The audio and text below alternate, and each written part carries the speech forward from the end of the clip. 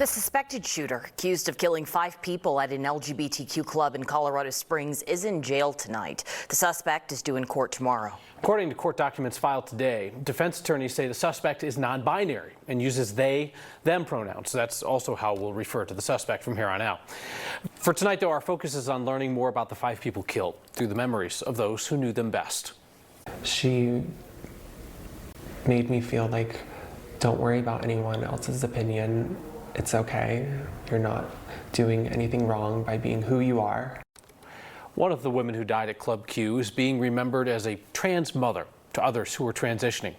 9 News reporter Angeline McCall spoke with one of Kelly Loving's friends, who says Kelly helped shape her into the woman she is today. During Kelly Loving's final minutes at Club Q, she was FaceTiming with her longtime friend, Natalie Sky Bingham. She was showing me her outfit in the bathroom at Club Q, and then she was saying that she wanted to go grab a drink. She promised she would call back. And when the phone call ended at 11:53, I never heard back from her. 3 minutes later is when police say the shooter started firing, and the next day, Natalie got a call she hoped she wouldn't get. And I was like, don't tell me, don't tell me, don't tell me it's true. Don't tell me she was one of them. Natalie lost not just a friend, but someone who helped guide her for the 7 years they knew each other. I will cherish Kelly as my trans mother for teaching me to stay confident and to stay truthful to who I am. She was fearless. She was a welcoming person. She would give you the shirt off her back. If you were asking for it, or the last dollar to her name, she would give it to you. She would give anything and everything to anyone. In the moment they said goodbye, Natalie didn't know it would be the last. It's so crazy because you never know when your last day is. And the last words I told her were, be safe, I love you. Natalie says that she also happened to be at the Pulse nightclub in Orlando the night of the shooting there. She left before anything happened. Says she lost 5 friends in that attack. A recent neighbor of the suspect says he spent hours talking to the FBI this morning. He told investigators the suspect made several hateful comments towards the LGBTQ community.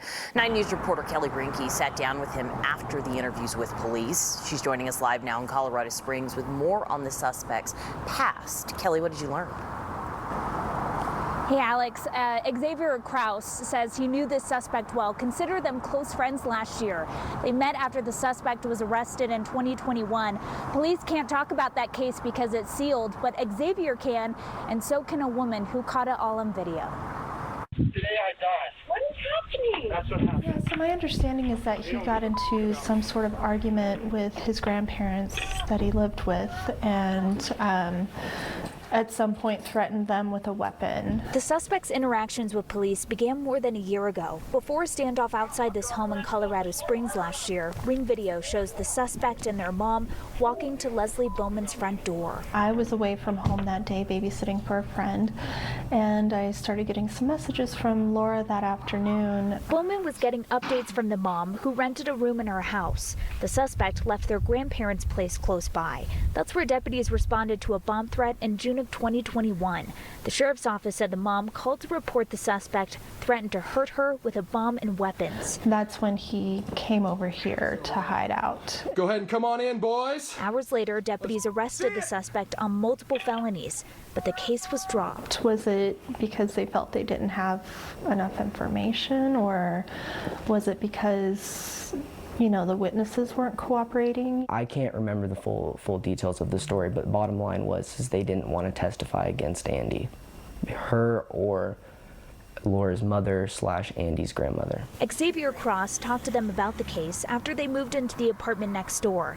He remembers the suspect showing off multiple guns. Other moments stand out too. Just expressed that he didn't like the LGBTQ community, and I'm pretty sure I can remember at one point he expressed that he hated the LGBTQ communities. He hated gays. If I knew he was going to do what he did, I would have done something. I would have said something. I just didn't know. Interactions with the suspect before the shooting on Saturday are all they can think about. My biggest confusion came from when I found out the charges had been dropped.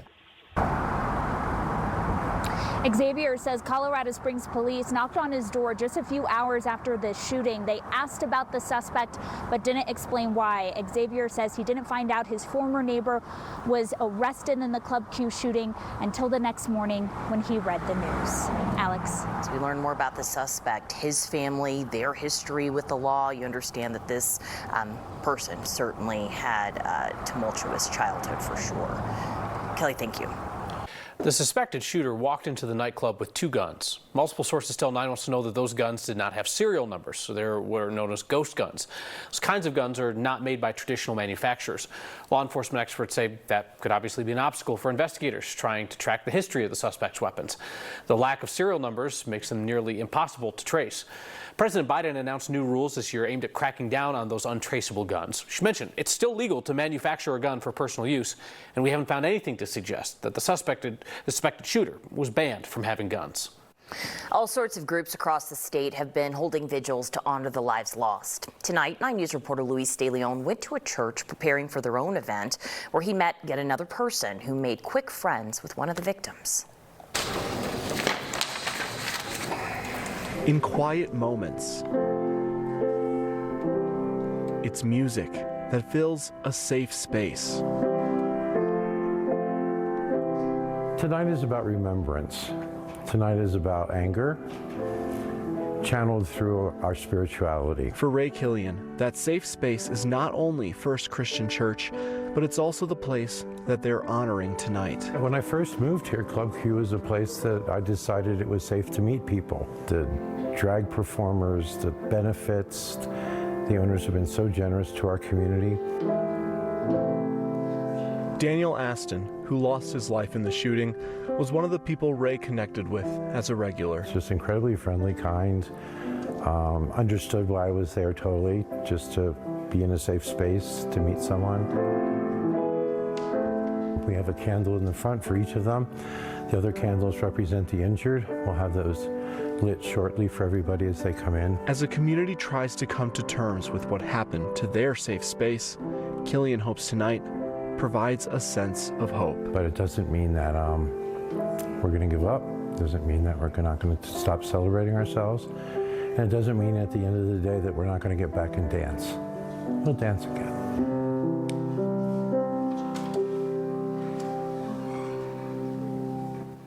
First Christian Church in Colorado Springs has long been known to welcome everyone, regardless of their race, gender, identity, or sexual orientation.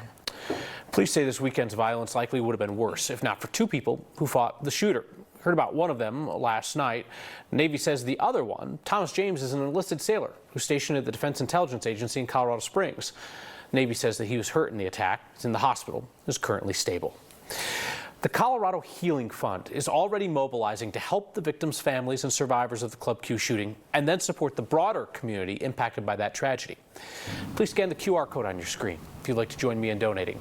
This nonprofit sent out the first $50,000 for victims' advocates to pay for memorial services, medical expenses, travel costs for family members. And then the Healing Fund will also use donations in collaboration with LGBTQ organizations to support the future needs and healing of the broader community, not just those who were there that night. Since last night, 9 News viewers have raised $75,000 to help. Yeah, I jumped up on the fence and I could see them, and they were in the water, all 4 of them, screaming, you know, help. Some quick thinking by neighbors helped save 4 teens from an icy lake. And it says, all my love to Fran. Happy Valentine's Day and birthday. Love, Jay. He had to stop making art to care for his wife. Now he's making art for her one final time. This week on 9 News, stories of inspiration, of appreciation, of inclusion. Stories that surround us and come to life when told. 9 News Storytellers, this week at 9 and 10 p.m. on 9 News.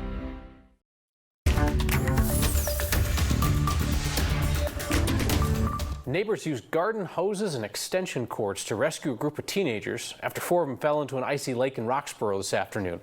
3 of those kids made it out okay. A dive team pulled out a 4th. He was rushed to the hospital. 9 News reporter Jennifer Meckles talked to one of the neighbors who ran to help.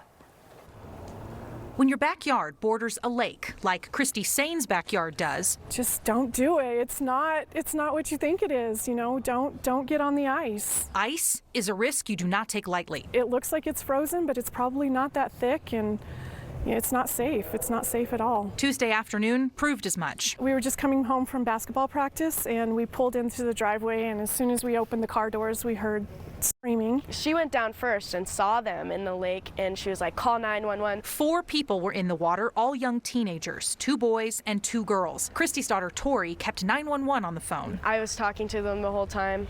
They were just like, don't let anybody on the ice. West Metro Fire says a whole group of quick-thinking neighbors helped from the shore. I understand they used a hose. There's an extension cord laying out there and a rope.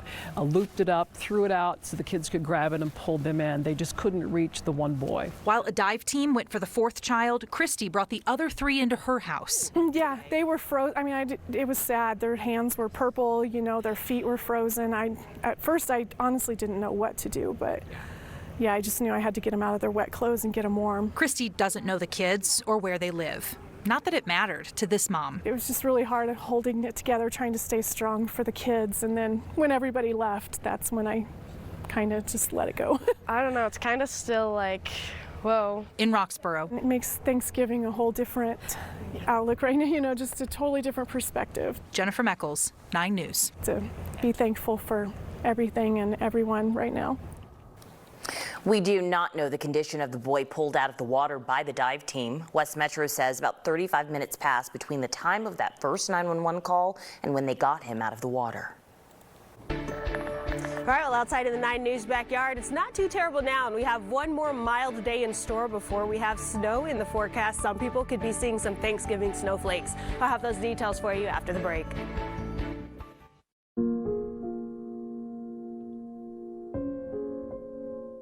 It's out with Thanksgiving and a week from tomorrow, Chatfield and Cherry Creek are closing for the boating season. The parks are still open for fishing, bird watching, biking, and hiking. The parks say winter is a great time to inspect your vessels and safety equipment, so it's all ready for next year. Boating closes at 6 p.m. next Wednesday. All right, with mild weather out there, it's hard to picture some snow moving in, but some people could be seeing some snow for Thanksgiving. Denver not looking too likely, but I'll let you know where that could fall. In the meantime, let's go ahead and take a look at those temperatures we saw this afternoon. Another mild, slightly above average day as we reached 53 degrees in Denver. Most of the Front Range and Eastern Plains either in the mid to upper 50s. We even saw 60s to the southeast. 40s, 30s in the high country, 45 out west. Now we're at 30 degrees. It feels like 22 degrees, though, with those winds coming in from the southeast at around 8 miles per hour.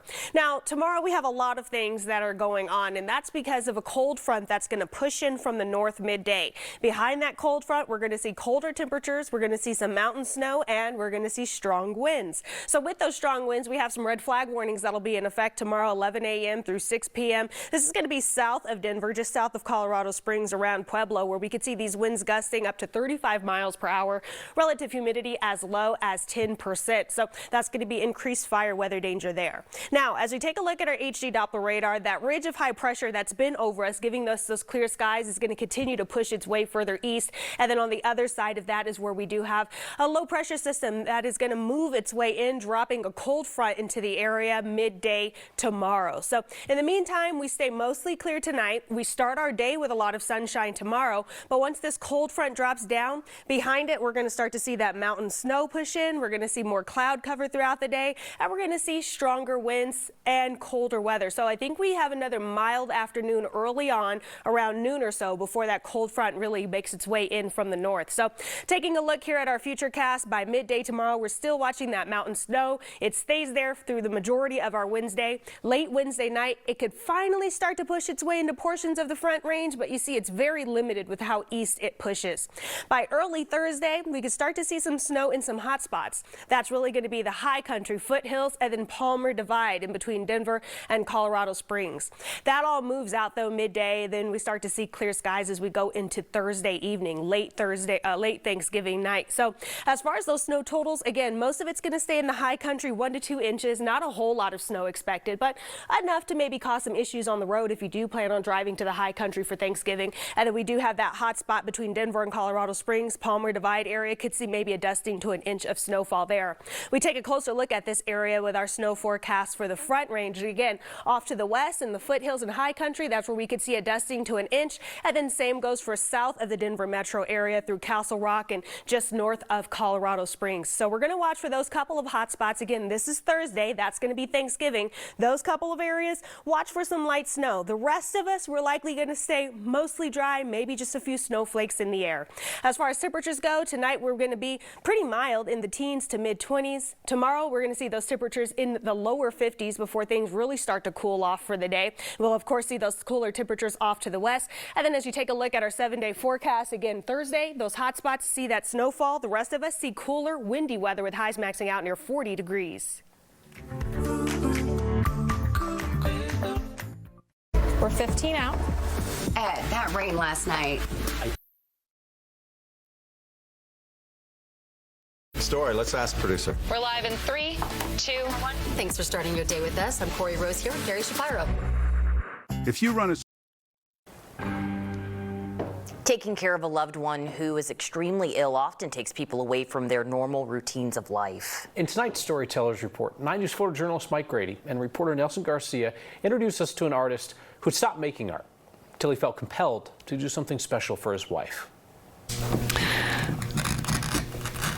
Some of these cuts are deeper cuts, so I'm not going to try and break them out. The bond between passion and pain can be found. Scored in glass. This one's going to be quite a challenge. Jay Gruters is a stained glass artist. Let's see here. Had sort of a knack for it and just started doing it. He's also a husband in grief. We had a really good life together. She was a wonderful person. She was very outgoing and kind of person that connected with everybody. Jay and Fran Gruters lived in Estes Park together for decades. We both liked the mountains. We wanted to live up here. It's not an easy place to live. Hard to make a living. Hiking was her passion. And she's actually hiked all the trails in the park. Stained glass. I look at these now and think, how did I ever do these? Was his. I'm amazed by it, really. Jay made windows for churches all around the Estes Park area. So I did the face where I actually drilled out the mouth. He created his art for nearly 50 years. A lot of people are quite touched by the glass. Until he had to stop. Fran was diagnosed with ALS, causing her to lose functions of all her muscles. Fantastic. Jay's passion became caring for his wife. It gets to where it's hard to walk, hard to swallow. I had to put a feeding tube in her stomach. In May, she was called to be with God. Words can hardly express what it's like sitting there watching somebody pass away in front of you. You know you're never going to see him again.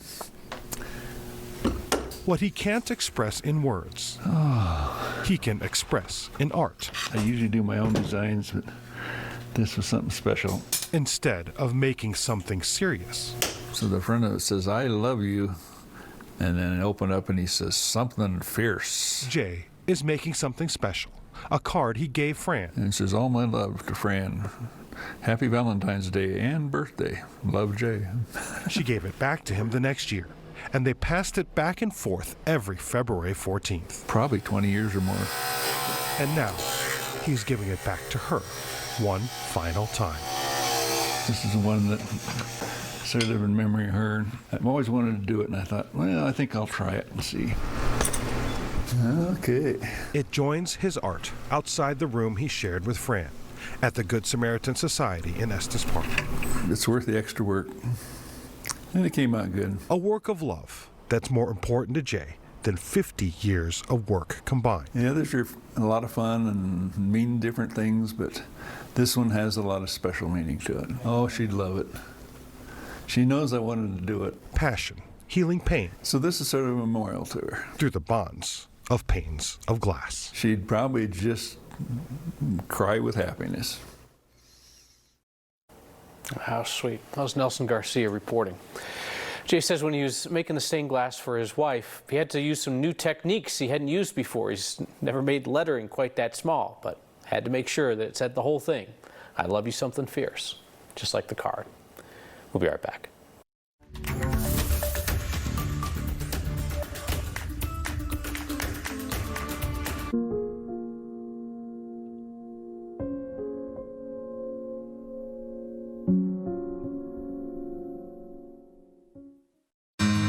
From Durango.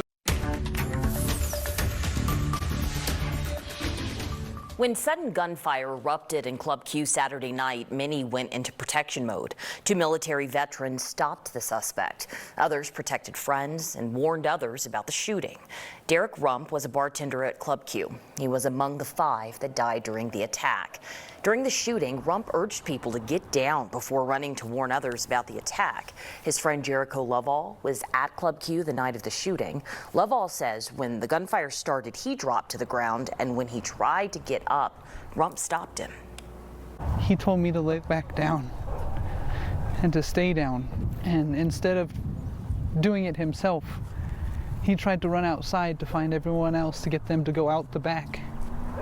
And that's when, unfortunately, Derek was shot. Lovell knew Rump as long as he's known Club Q, and to the very end, Rump tried to make people feel safe, just like he had throughout his life. He was somebody you could turn to and talk to, have a good laugh with, somebody you could just, he was very easily opened up to, and he always made you feel like you were right at home, like you were part of the family. We've heard countless times Rump made Club Q a safe space for anyone who walked through the door. For many of Rump's friends, that's how they want him to be remembered. 17 people are recovering from gunshot wounds from that night. One of the survivors, who asked just to be identified by his first name, Anthony. He spoke today at Centura Penrose Hospital, where he's recovering. He was hit by multiple pieces of shrapnel. He says he lost 2 friends that night. They took everything away as if they were trying to take my life as well. We had a safe space that we could all gather in, that we felt comfortable, and we always went back. Anthony has not been able to go to his friend's vigils since he's been in the hospital. He's hoping to be able to go home for Thanksgiving. Former Army Major Richard Fierro never thought he'd use his combat skills again, but they kicked in Saturday night, using the suspect's own weapon as an attempt to stop them.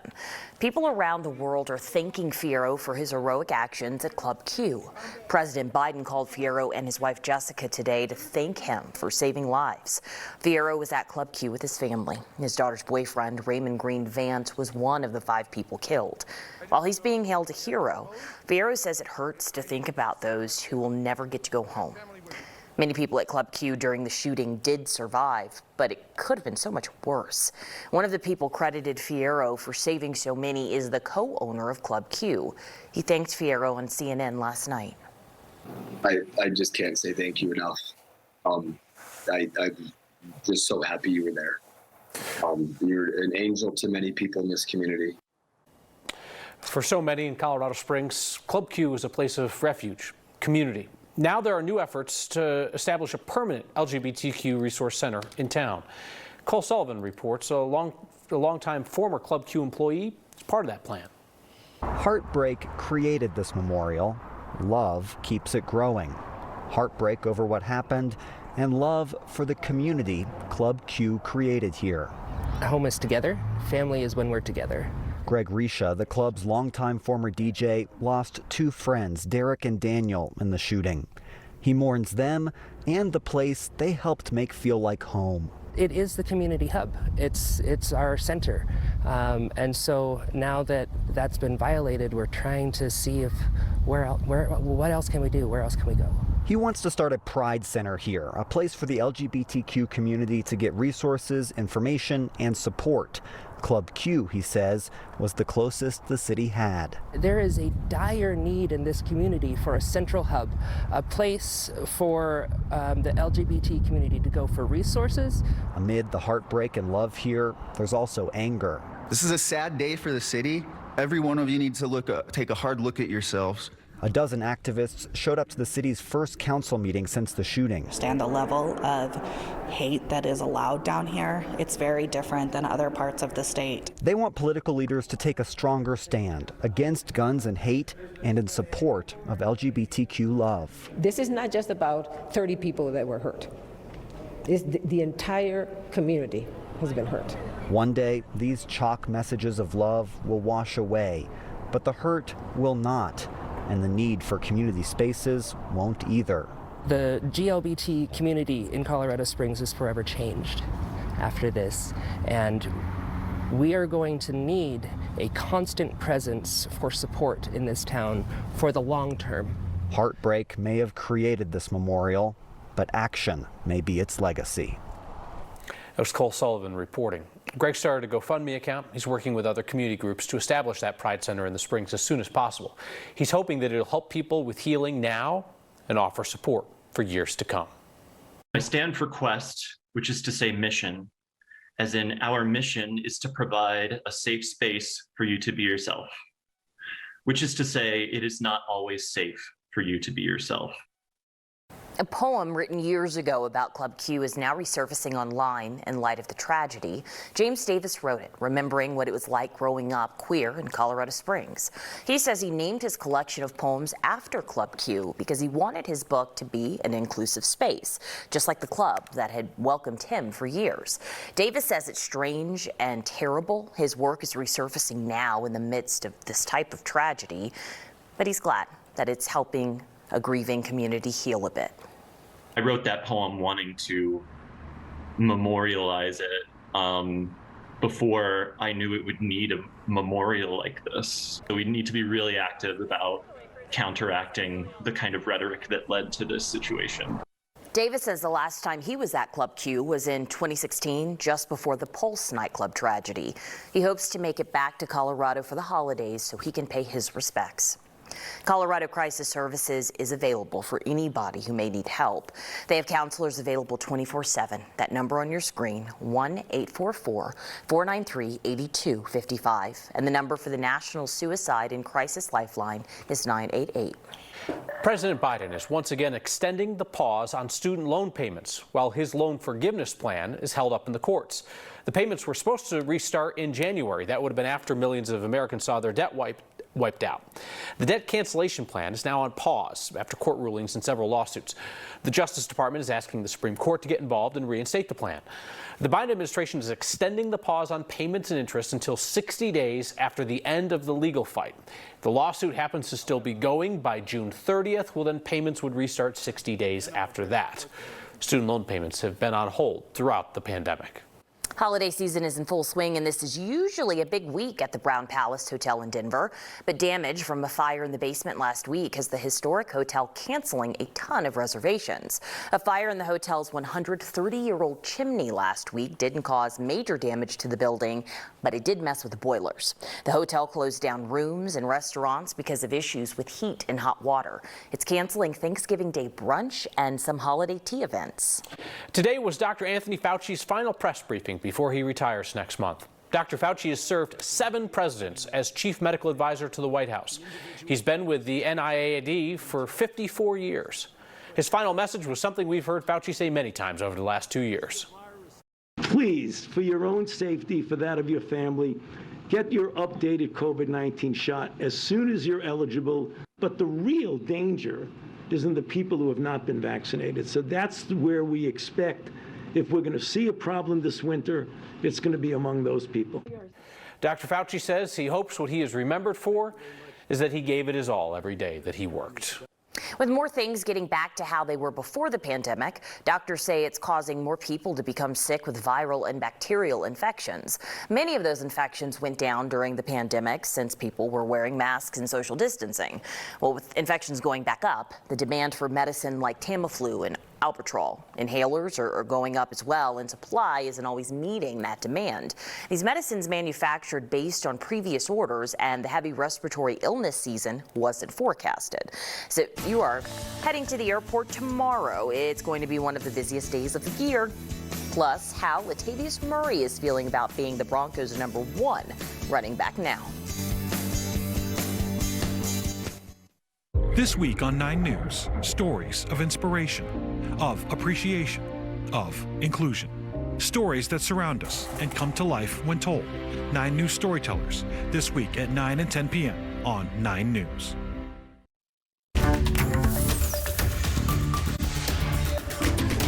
The Thanksgiving travel season is here, and a lot of people are choosing to fly this year. Today, more than 48,000 flights were scheduled. Tomorrow, the FAA says that could reach 2.5 million, which would be the most travelers in a day since the pandemic started. DIA expects tomorrow to be one of their busiest travel days. So the good news, though, weather hasn't really canceled or delayed too many flights so far.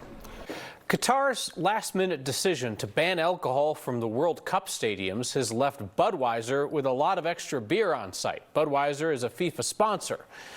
Budweiser is now saying they will ship all of the unsold beer to the winning country and host the ultimate championship celebration. This is PR gold. This is very smart publicity for them. World Cup wraps up on December 18th.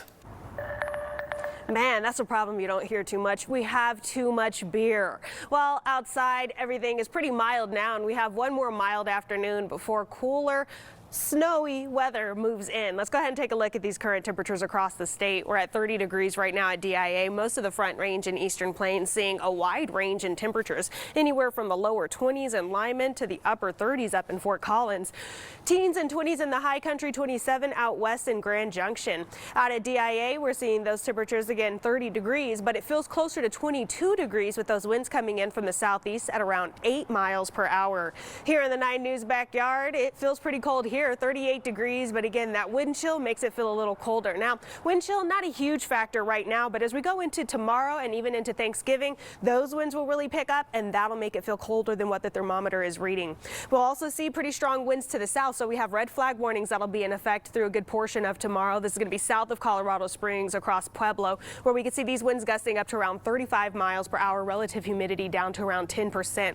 Not too much on our HD Doppler radar now, but we will be waiting for a cold front to push in midday tomorrow. So those highs that we're going to get maybe into the lower 50s tomorrow will be earlier in the afternoon before that cold front pushes through. That's going to drop our temperatures, increase our winds, increase our cloud cover, and bring snow into the high country. As we go into late tomorrow night, that snow starts to push its way further eastward into portions of the foothills and Front Range, but most of that accumulation is going to stay to the west and south of Denver, maybe across the Palmer Divide, before it all pushes further south and out of the area late Thursday. So some areas could see some Thanksgiving Day action as far as snowfall is concerned. So in the high country, maybe a few inches, 1 to maybe 4 in the higher elevations. And then our hot spots south of Denver, north of Colorado Springs, Palmer Divide, we could see maybe a dusting to an inch there. We get a better picture here as we take a look at our Front Range snow forecast. So again, those higher totals to the west and south of Denver. Denver maybe gets a quick dusting early Thursday, but where we'll see maybe up to an inch will be south, and then you can see 1 to 2 inches as you make your way into the foothills and high country. Again, this is expected to fall early Thursday. Maybe by the time you're having that Thanksgiving dinner, all of that will have moved out, but we will be stuck with windy, cold conditions. As far as temperatures before we get there, tonight we'll see those temperatures in the teens and 20s across the state. Tomorrow we're back in the low 50s. Again, that's going to be early highs before that cold front comes in, dropping our temperatures really quickly, giving us some cold, gusty winds.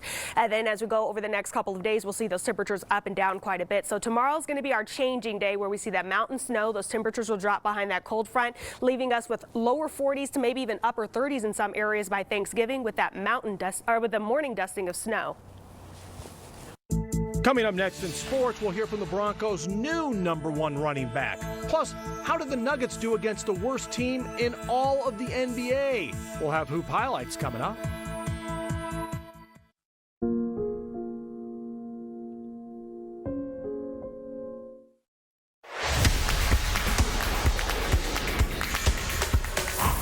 There's no such thing as a sure thing in sports, especially in the NBA, but tonight's Nuggets game against the Pistons, as close to a give me as you're going to get. Detroit has the worst record in the entire league, plus they're 0-10 on the road. And with the back-to-back MVP back, there was no way the Pistons were winning tonight, right? The Joker returned after missing 3 games with COVID, Jamal Murray and Aaron Gordon back as well, and yet Denver was down 13 points in the fourth quarter, then came back, just not all the way back. Jamal Murray missing on purpose, Aaron Gordon to send the game to overtime, No, playing to the level of your competition again. Pistons get road win number 1, downing Denver 110-108. LAM, life after Melvin. That began today for the Broncos with Gordon gone. Latavius Murray is now the man, the number 1 back for the Broncos. More opportunities, and Murray knows he needs to take advantage. Continuing to go out there and, play well, honestly. Whether the carries are up or not, when you're in there, you got to produce. So make sure I go out there and just, play well. The Panthers announced today that Sam Darnold will be their starting quarterback against the Broncos. Saying goodbye is never easy. After 26 seasons at CSU, head volleyball coach Tom Hilbert is ready to call it a career. Here's Jacob Toby. Good, Leah. Tom Hilbert is encouraging and passionate. Ah, we got a hit. He's also curve between your energy and ability to put stuff into it and where the program's going. And I think the program probably needs new energy, and I need some new things to do. 24 NCAA tournaments and 12 Coach of the Year awards.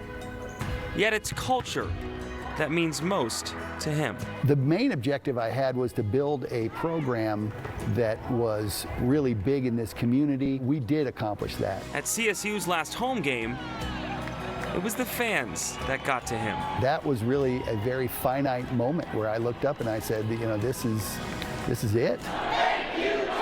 This is a reflection of what we've been able to do in this community. And I'm really, really proud of what Colorado State volleyball is today. Don't turn your head over in that direction. I'm going to miss being around young people, the energy that they bring, and being able to watch them grow up. That's it.